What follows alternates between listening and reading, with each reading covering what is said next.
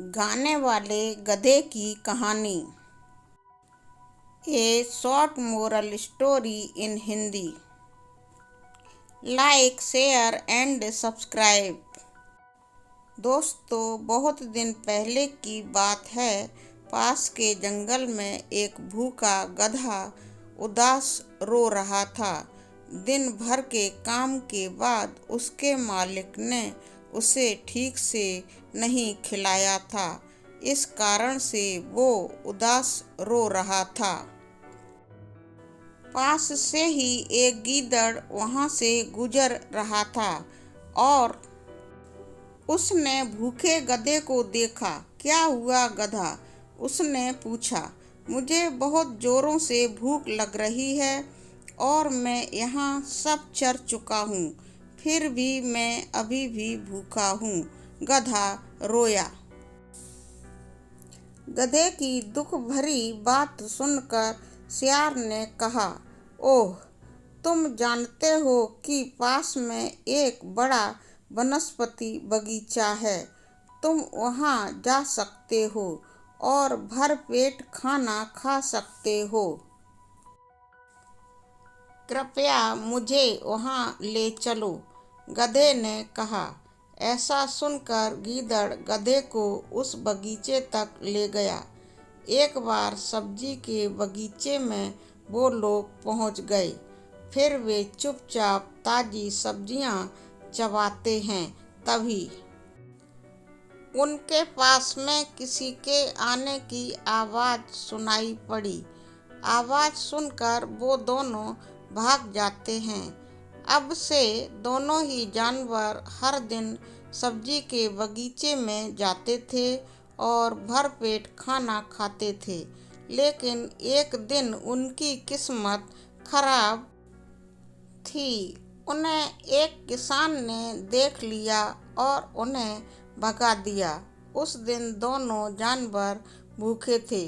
जैसे ही रात हुई, गीदड़ ने सुझाव दिया कि वे वापस सब्जी के बगीचे में चले जाएं, ताकि उन्हें फिर से भरपेट खाने को मिले। रात होने पर गधा और गीदड़ चुपचाप बगीचे में घुस गए और फिर भरपेट चारा खाने लगे। खाते वक्त गधे के मन में कुछ सूझा और उसने कहा, ओह, इतने स्वादिष्ट खीरे! और चांद को देखो, यह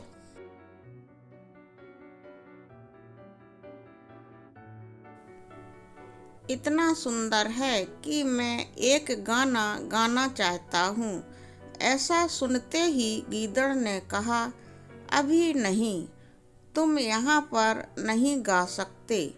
लेकिन मैं चाहता हूँ, गधे ने गुस्से में कहा। गीदड़ ने उसे समझाने की कोशिश की और कहा कि किसान उसकी बात सुन लेगा, उनके पकड़े जाने का भी डर है। जब गधे ने उसकी बात नहीं मानी, तब वो वहाँ से चला गया। गधे ने आह भरी और गाना शुरू कर दिया। थोड़ी ही दूर पर किसान और उसके परिवार ने एक गधे के रेंकने की आवाज़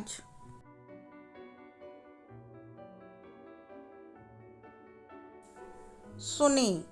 वे लाठी लेकर गधे की ओर दौड़े। गधे को पीटकर जल्द ही बगीचे से बाहर खदेड़ दिया गया।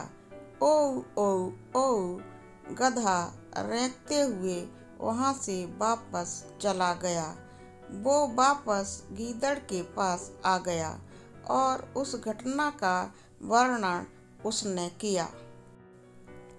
गधे की बात सुनकर गीदड़ ने कहा, तुम्हें तब तक इंतजार करना चाहिए था जब तक हम गाने के लिए बगीचे से बाहर नहीं आ जाते। लेकिन तुमने मेरी बात बिल्कुल भी नहीं सुनी, जिससे आगे चलकर तुम्हें मार भी खानी पड़ी।